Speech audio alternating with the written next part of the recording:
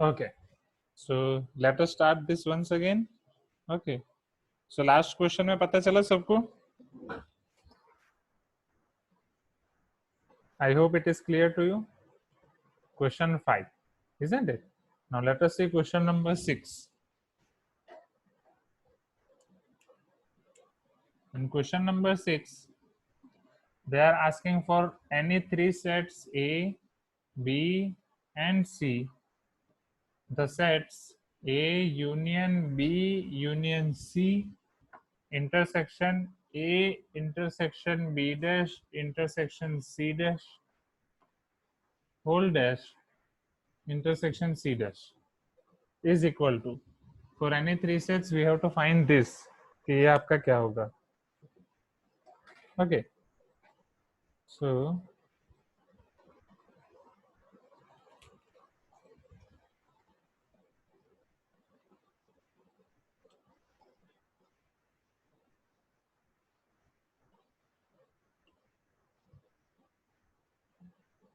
we'll go step by step. समझना है यहाँ पे.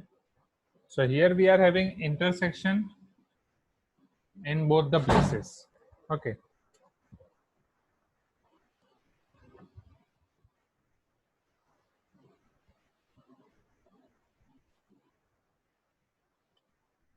let us do one thing. पहले यहाँ पे डी मॉर्गन्स लॉ अप्लाई कर देते हैं.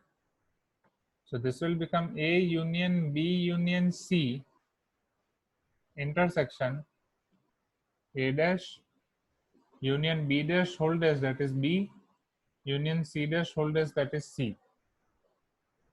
Okay, so A union B union C intersection A dash union B union C.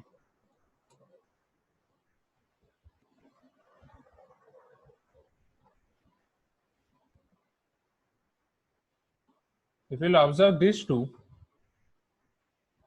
so A union B union C, suppose this is A, this is B, this is C, so it is my A union B union C, right? Now let us try to draw Venn diagram of A dash union B union C.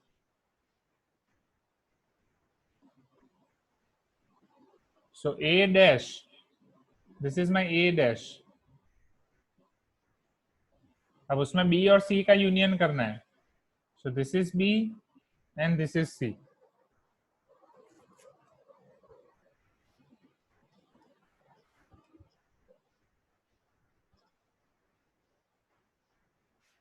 और अगर Venn diagram में confusion हो रहा है, Venn diagram से clearly देख सकते हो ना इंटरसेक्शन क्या आएगा. इन दोनों में कॉमन क्या है? B union C, right? B union C is common in both of them. अगर वेन डायग्राम में कंफ्यूजन हो रहा है, so what you can do is B union C यहाँ पे दोनों जगह पे है. B union C is here also, here also. Let us consider B union C as D. यहाँ पे आपका इंटरसेक्शन, अंदर है आपका union, so it will become your A union A dash intersection D. check it out. तो ये आपका क्या हो जाएगा? A union D हो गया, intersection A dash union D, right? पता चल रहा है? Just give me some response. चलो अब ये आपका हो जाएगा A union A dash. It is your universal set U. Universal set U से किसी का भी इंटरसेक्शन निकालो, इंटरसेक्शन क्या आएगा? D only. What is your D?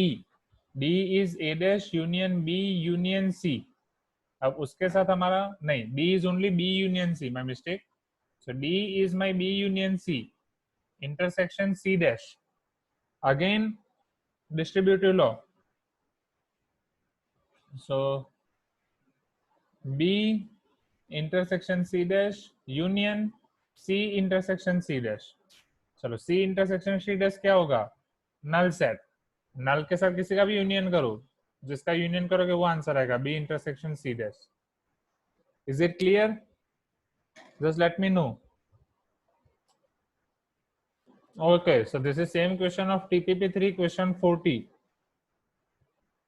according to Vish.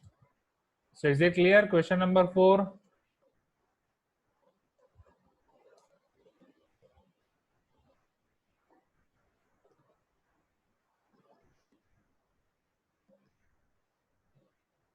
Sorry, question number 6.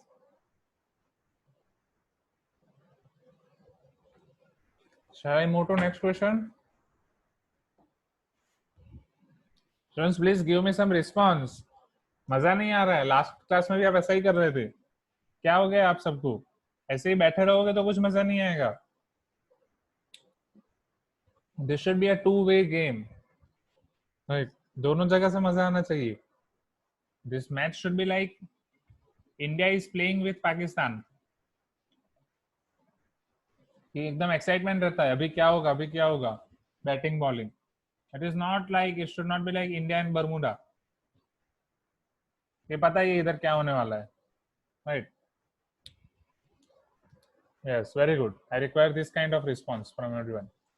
So in question number 8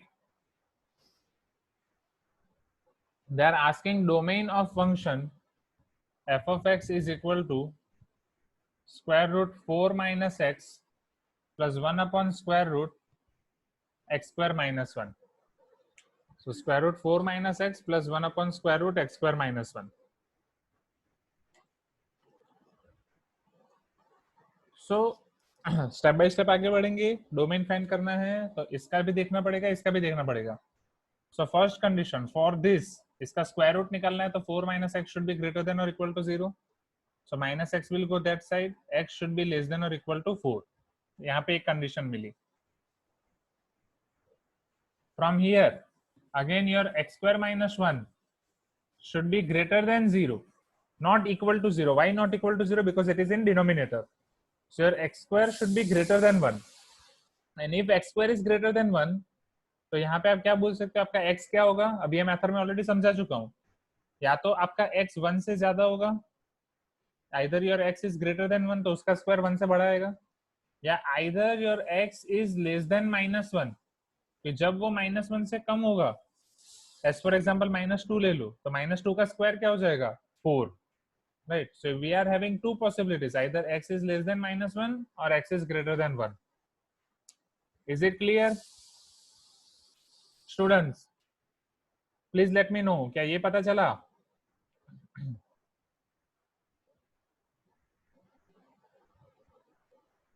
Okay. Now we have to combine this with this. Right.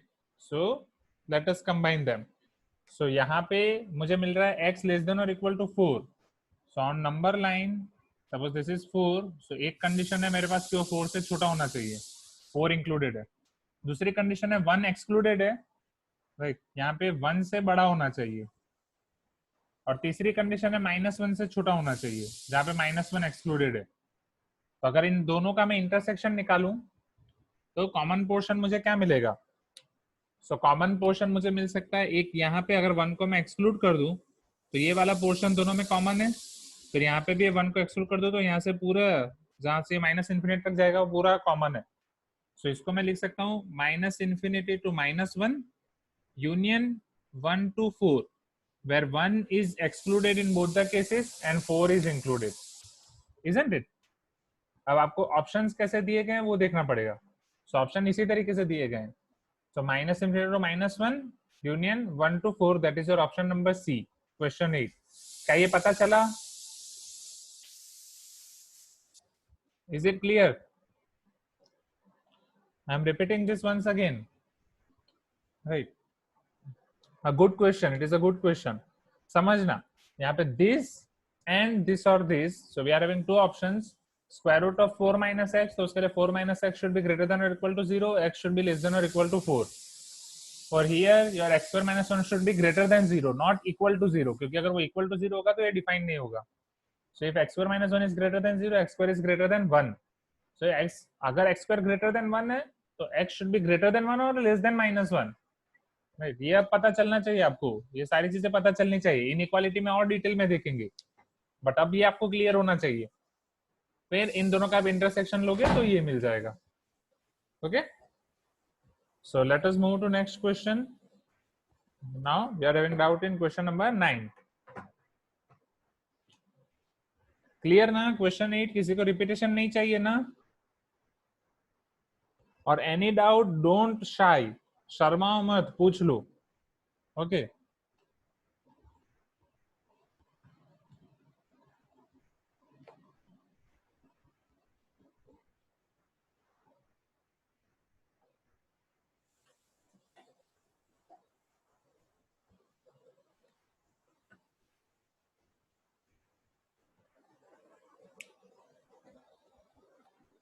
Question 8, sorry question 8 हो गया, question 9, the domain and range of, okay चलो ये combine हो गया, अच्छा question है। Domain and range of f of x is equal to x plus 3 by x minus 3। Okay, हाँ तो करिश्मा अभी देख लो, तो आपको, आप क्या करो, डोमेन और रेंज के लिए मैंने पूरा टेबल लिखाया था कि ऐसा फंक्शन है तो उसका डोमेन क्या हो सकता है, ऐसा फंक्शन है तो उसका रेंज क्या आ सकता है, उसी वे से आपको जाना है।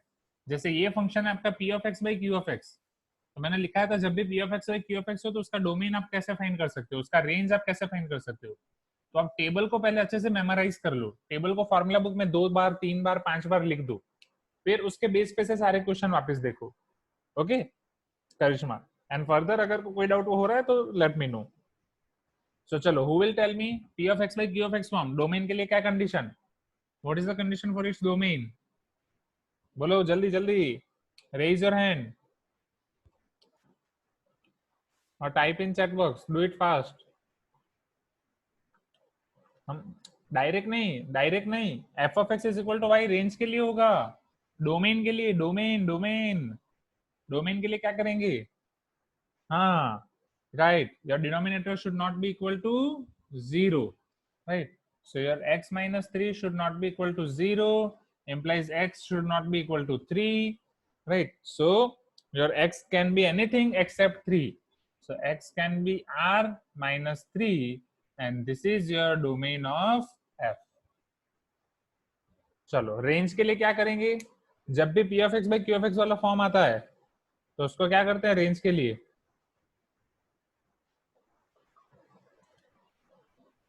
Voice is breaking, okay let us wait for 1-2 minutes। चलो लेट मी नो, अगर p of x by q of x है तो रेंज के लिए क्या कर रहे हैं करेंगे, you can type in chat box yes, और you can raise your hand। so we'll take f of x is equal to y, then what is the procedure, f of x को y ले लिया, उसके बाद क्या, who will tell me, Samarth, can you speak, you are unmuted now, Samarth और विवेक, f of x को y लेंगे उसके बाद क्या करेंगे,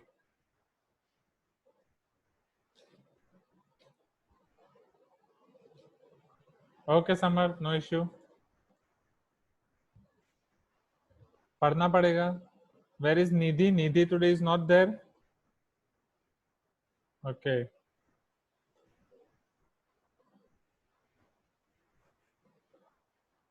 बोलो अमीश, हाँ yes yes, Raunak Abhiram, you both are right। Amish, can you unmute yourself and tell? Sir, then we should transpose the denominator towards y. Denominator towards y, okay चलो मैंने f of x को y ले लिया, so आपका ये हो गया x plus 3 by x minus 3 equal to y, so x plus 3 is y into x minus 3, okay now denominator को transpose कर दिया, फिर Sir, we should open the bracket. open the bracket, low bracket को open कर दिया, फिर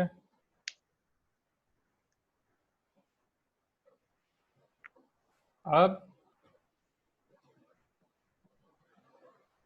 confusion, don't worry, हो गया कंफ्यूजन, हो गया तो हो गया, नो इश्यू, बस ना अमीश, और कुछ कहना है आगे, No, sir, done. Okay okay thank you. चलो अभी ध्यान दो, इसके बाद क्या करेंगे, चलो कौन बताएगा, चुलिका कैन यू स्पीक,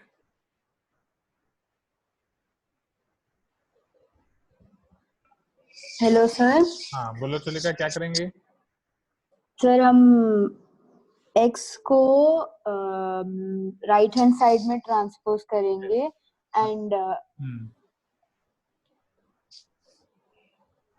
मान लो ये आपका हो गया y into x minus x, ठीक है, एंड -3y को लेफ्ट हैंड साइड में ट्रांसपोज वो करेंगे, प्लस 3y हो गया, हाँ इसके बाद हम x कॉमन लेंगे, x कॉमन ले लिया, y -1 हो गया, फिर y -1 को डिनोमिनेटर में ट्रांसपोज ये आपका हो जाएगा 3 plus 3y by y minus 1। so is it clear now Amish, right, in short हम क्या करेंगे, x को पूरा कन्वर्ट कर देंगे y के फॉर्म में, यहाँ पे पहले y आपका x के फॉर्म में था, here y is equal to f of x. Now here my x is equal to g of y. That is another format from y. Now here input of y, what will be the condition for input condition of y? That will be output condition of x, and that we have to find out. So what will be our input condition of y? So here y minus 1 should not be equal to 0. That means y should not be equal to 1. And what is our y? Y is nothing but f of x. So f of x is not equal to 1. And value of f of x is nothing but range. So my range will be anything in R except 1. So my range will be anything in R except 1. Is it clear, students? This is domain and range. Okay. Shall we move to next question? Amish, is it clear? Amish, पता चला? Right. So देखो ये होता है interactive session का फायदा ये होता है आपको जितना भी आता है आप बताओ. राइट जैसे अमीश यहाँ पे स्टक हो गए तो अब आगे उनको पता चल गया अब आगे क्या कर सकते हैं. अगर आप अभी नहीं बताओगे तो ये स्टक हो गया आप एग्जाम में. राइट इसीलिए क्लास में इंटरेक्शन करो. क्लास में इंटरेक्शन करोगे गिरोगे कोई दिक्कत नहीं है. ये सीखने के लिए आते हो यहाँ पे. राइट ऐसा कुछ शर्माना है ही नहीं कि बाकी सब क्या सोचेंगे. बाकी सबको भी कुछ नहीं आता है. राइट अगर सब आता ही होता तो यहाँ पे थोड़ी होते. सो कैसा भी डाउट हो कुछ भी हो जितना भी आता हो just speak then and then only we can learn. So let us see question number 10. The domain of function f of x is equal to square root ln 1 by mod x. Okay, no problem, we will go step by step. Okay, चलो. So सबसे पहले तो ln 1 by mod x वो आपका square root के अंदर है. And if it is inside square root, then your ln 1 upon mod x should be greater than or equal to 0. So this is your condition for square root. Now for 1 upon mod x, your mod x should not be equal to 0, implies your x should not be equal to 0. क्योंकि mod आपका 0 0 के लिए ही होगा. तो एक condition तो आपके निकल गई कि x is not equal to 0. अब यहां से सिंप्लीफाई करते हैं आगे. Okay, no issue Karishma, you can see that question from recording. Okay, चलो. So अब मैंने आपको एक चीज यहाँ पे समझाई थी. This ln is nothing but log base e 1 upon mod x is greater than or equal to 0. मैंने आपको एक चीज समझाई थी अगर log उस तरफ जाएगा तो वो e to the power हो जाएगा. And since here e is greater than 1, तो आपकी इनइक्वालिटी ग्रेटर देन की ग्रेटर देन ही रहेगी, चेंज नहीं होगी. राइट अब वो क्यों चेंज नहीं होगी? So that is one suspense. वो सस्पेंस आपका ओपन होगा क्लास 12 में, class 12 function 2 chapter. Okay till then आपको वो सस्पेंस रखना पड़ेगा. सिर्फ इतना याद रख लो जब भी लॉग का बेस ग्रेटर देन 1 होगा तो इनइक्वालिटी चेंज नहीं होगी. Inequality will be as it is. So if log will go to that side it will become e to the power 0. So 1 upon mod x is greater than or equal to e to the power 0. So that means my 1 upon mod x is greater than or equal to 1. तो आपको ये तो पता ही कि मैं reciprocal लूंगा तो greater than का लेस देन हो जाएगा. So mod x is less than or equal to 1 because I have taken reciprocal. Now if mod x is less than or equal to 1, so जैसा हमारा mod x greater than 1 था उसके लिए हम x की value find कर रहे थे, तो उसी तरीके से if mod x is less than or equal to 1 तो x की कंडीशन क्या आ सकती है समझना. 1 से छोटी मैं वैल्यू ले रहा हूँ 0 से 1 के बीच में, उसका मोड भी 1 से कम आएगा. एंड -1 से 0 के बीच में ले रहा हूँ सपोज -0.5. सो -0.5 का मोड क्या होगा 0.5, तो वो भी मोड x के अंदर ही आ जाएगा. So my condition will be -1 to 1. If mode x is less than or equal to 1 then my x will be between -1 to 1. Now if I'll combine both of them, so my x will belongs to close interval -1 to 1 -0. x आपका -1 से 1 के बीच में कुछ भी हो सकता है except 0. I am repeating this question once again, then I will clarify your doubts. So here they are asking the domain of function is equal to square root ln 1 upon mod x. So here ln 1 upon mod x should be greater than or equal to 0, then and then only we can find its square root. Log का input positive होता है but log का output negative हो सकता है ना। 1/mod x के लिए आपका mod x 0 नहीं होना चाहिए, mod x 0 नहीं होना चाहिए, दैट मीन्स x 0 नहीं होना चाहिए। अब ln है आपका log बेस e, वो उधर जाएगा तो e टू द पावर 0 होगा and inequality as it is रहेगी because e is greater than 1। अभी बस इतना याद रखो, अगर बेस ग्रेटर देन 1 है, बेस को आप ट्रांसपोज कर रहे हो तो आपकी इनइक्वालिटी चेंज नहीं होगी। अगर बेस लेस देन 1 है तो इनइक्वालिटी चेंज होगी। रूल जानना ऐसा क्यों होता है वो देखेंगे हम क्लास 12 में। नाउ और ये तो आपको पता ही है, जब रेसिप्रोकल लूंगा 1/mod x is greater than equal to 1 and when I will take reciprocal inequality change हो जाती है, ग्रेटर देन का लेस देन हो जाता है। वो आपको मैंने एग्जांपल्स के साथ समझाया था। सो mod x is less than or equal to 1, so x will be between -1 to 1. So is it clear now?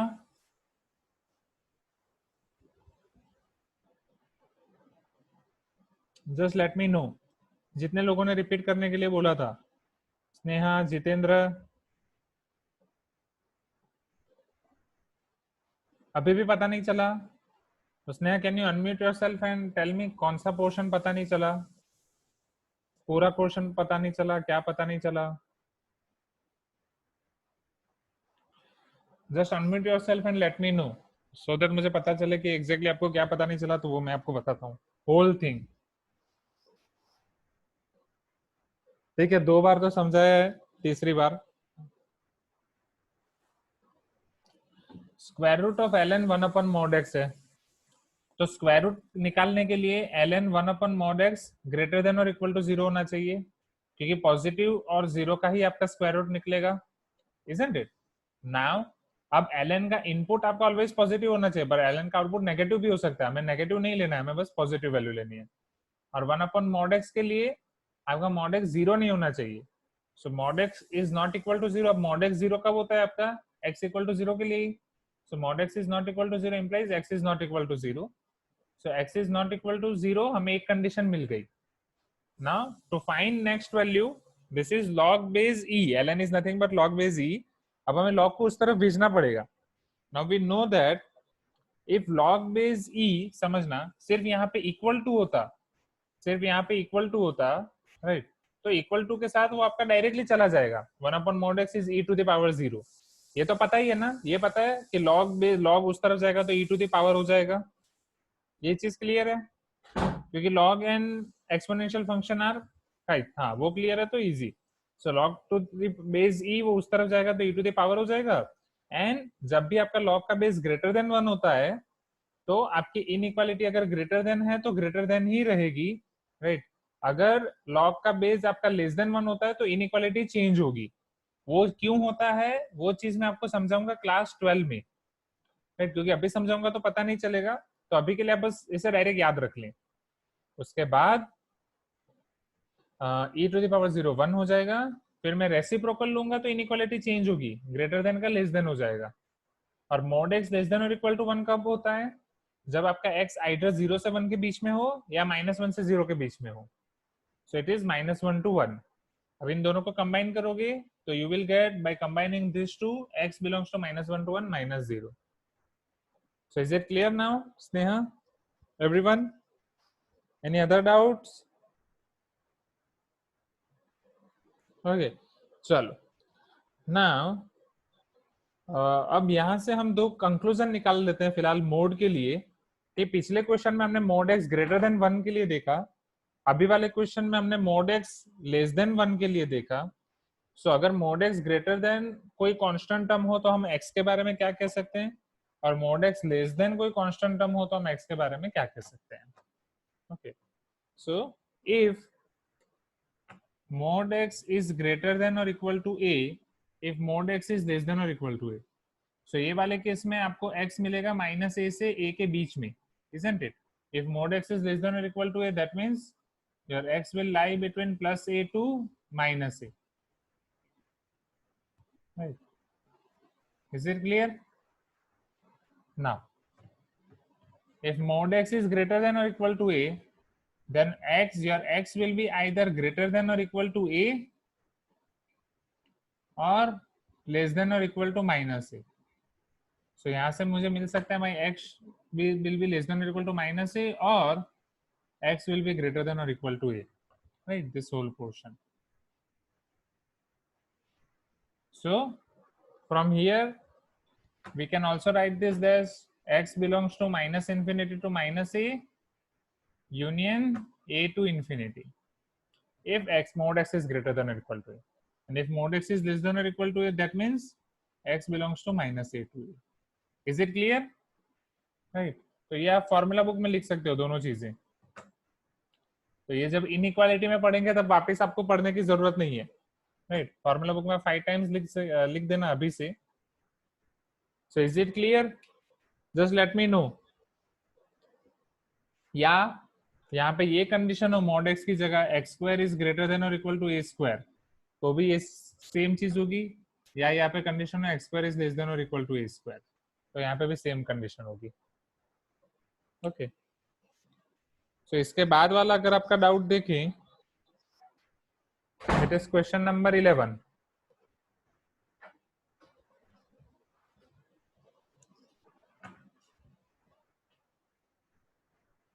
In question number 11, they are asking out of 50 students taking exam in maths, physics and chemistry, each student passed in at least one of the 3 subjects. Okay.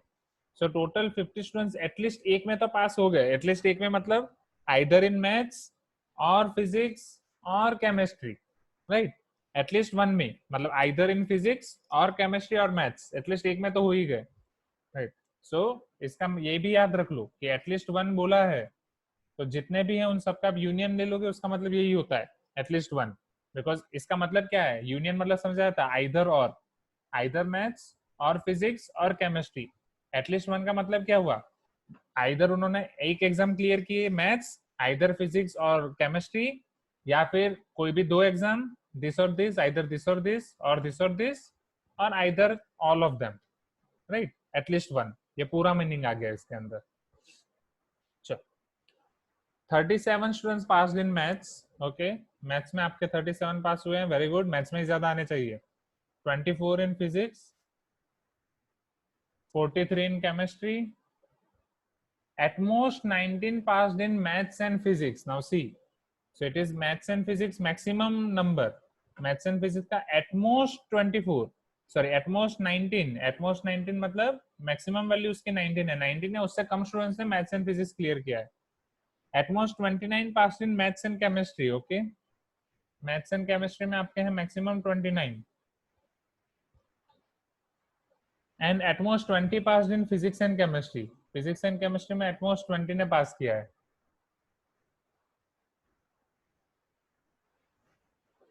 और 20, हाँ 20. Now, what is the largest possible number of students that could have passed all 3 subjects? So maths, physics, chemistry तीनों पास किया, उसकी maximum value हमें निकालनी है. Okay, so let us see how we can do this.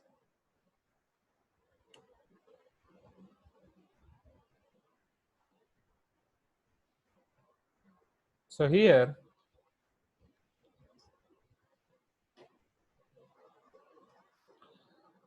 let us write formula of number of elements in M union P union C. चलो, who will tell me this formula? बहुत बार हम use कर चुके हैं, right?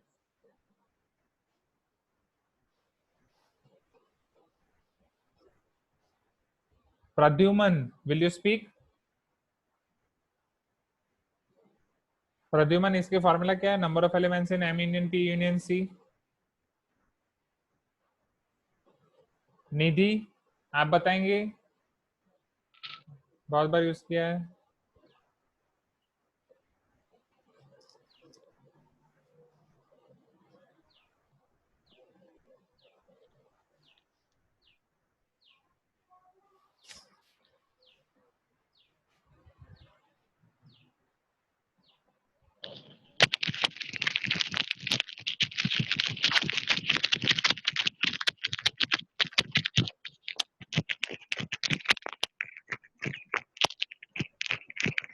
I think there is so much noise, Nidhi. Okay. I think there are network issues. Okay, don't worry. Chalo, who else? Samya, can you speak today?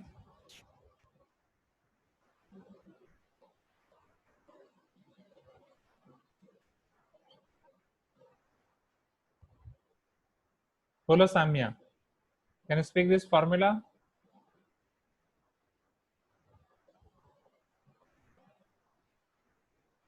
This is easy. Formula आपको आनी चाहिए, नहीं तो नहीं कर पाओगे. राहिल.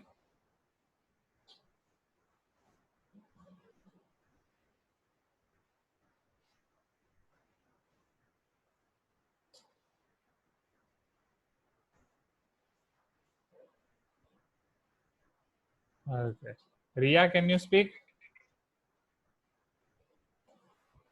हाँ, Karishma, you speak. Sir, M union P union C हाँ. equals to N Exactly. A set इसका pronunciation ऐसे, set इसको हम M. ऐसे पढ़ेंगे, number of elements in. Okay, number of elements in M. फिर plus number of elements in P, very good. number of elements in C Okay. minus हाँ. number of elements in M intersection P हाँ. minus number of elements in P intersection C हाँ. minus number of elements in C M intersection C Okay. बस. plus Okay. Plus. हाँ. number of elements in M intersection P intersection C. Okay. Thank you. Okay. अब समझना है यहाँ पे. अब हमें इसकी मैक्सिमम वैल्यू निकालनी है, isn't it? चलो अब वो कैसे निकाल सकते हैं, तो जितनी वैल्यू है उसको पहले रखते हैं. So number of elements in M union P union C is 1. It is exactly equal to 1. Number of elements in M is 37. Number of elements in P is 24. Number of elements in C is 43. Now we are having minus of M intersection P, minus of P intersection C, minus of M intersection C, and plus number of elements in M intersection P intersection C. अब हमें जो find करने हैं उसको equation का subject बना लेते हैं. That is number of elements in M intersection P intersection C.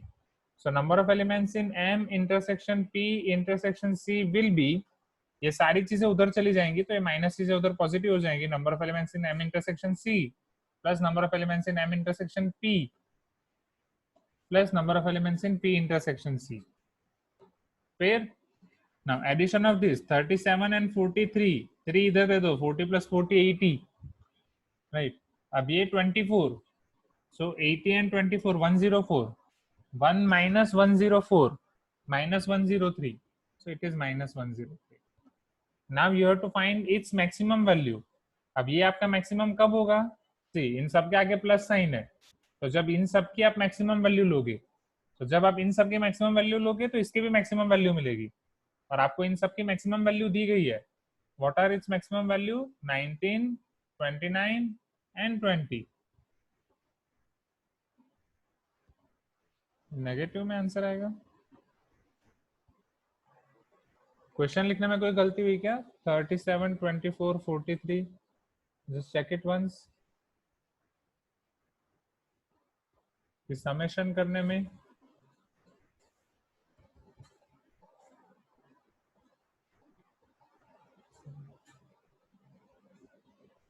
Oh, 50. Sorry, ये 1 ले लिया. It is 50. At least 1 तो यहाँ पे बोला गया है, वो 50 स्टूडेंट्स हैं यहाँ पे. So this is equal to 50. My mistake. So it was 104 minus 50. So it is minus 54. Isn't it? चलो अब 22 and 2. This is 49. 49 and 20 will be your 79. नहीं, 49 plus 20 will be your 69 and 1 comes 68. 68 minus 54. So 8 minus 4 is 4. 6 minus 5 is 1. So it is 14. So is it clear now? Okay. So this will be your 68 minus 54, that is 14. तो एक गलती हुई थी, वो ध्यान रखना कि एटलीस्ट 1 आपको बोला था, मतलब एटलीस्ट 1 का मतलब ये है M union P union C. और ऐसे 50 स्टूडेंट्स है कि भाई सभी ने एटलीस्ट 1 एग्जाम तो निकाल दिए. So number of elements in M union P union C is equal to 50. Is it clear? Shall I repeat it once again? एक बार वापस रिपीट कर देता हूँ. आप यहाँ ये क्वेश्चन में अलग क्या है, तो इसके सारे एलिमेंट्स दिए गए हैं, एम पी और सी के सारे एलिमेंट्स दिए गए हैं. M intersection P, M intersection C, P intersection C की मैक्सिमम वैल्यू दी गई है. तो आपका पूछा है M intersection P intersection C की आप मैक्सिमम वैल्यू निकालें. तो पूरी फॉर्मूला हमने लिख दिया. ओके, तो उसके बाद अब आपका ये इस तरफ आ जाएगा, तो वहां से आपको ये मिल जाएगा. ओके, क्योंकि इसकी मैक्सिमम के लिए इन सब की हमें मैक्सिमम वैल्यू लिखनी पड़ेगी. Is it clear? Please give me some response.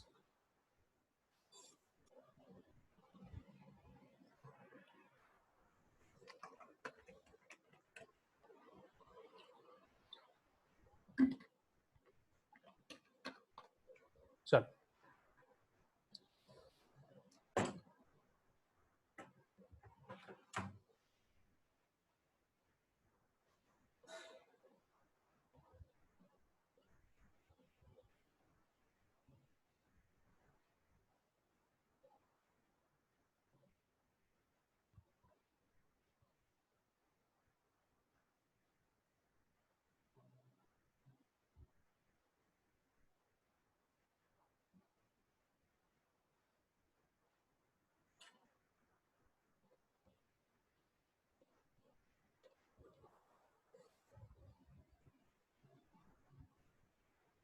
after question 11 you are having doubt in question 16, 18 and 20.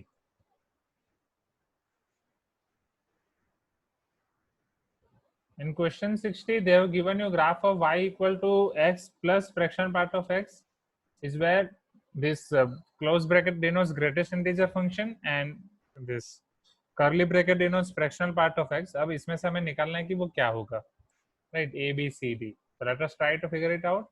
x minus fraction part of x का तो हमें पता ही है. नहीं, आपको सॉरी, आपको बस मैंने ग्रेटेस्ट इंटीजर x का ही दिखाया ग्राफ. तो वो पहले हम देख लेते हैं, फिर वहां उसके में हम मतलब ग्रेटेस्ट इंटीजर x, यहाँ पे 2-3 चीजें आपको दिखाऊंगा. Plus fraction part of x भी दिखाऊंगा, minus fraction part of x भी दिखाऊंगा, सारी चीजें दिखाऊंगा. Okay, anyone is unmuted now because आवाज आ रही है.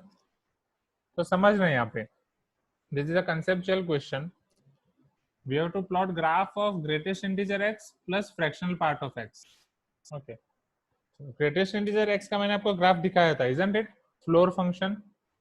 So greatest integer x वो आपको वैल्यू देता है n when your x is between n to n minus 1, where your n is integer. That means अगर n आपका 0 होगा, मतलब आंसर आपका 0 होगा जब x आपका 0 से 1 के बीच में हो. 1 होगा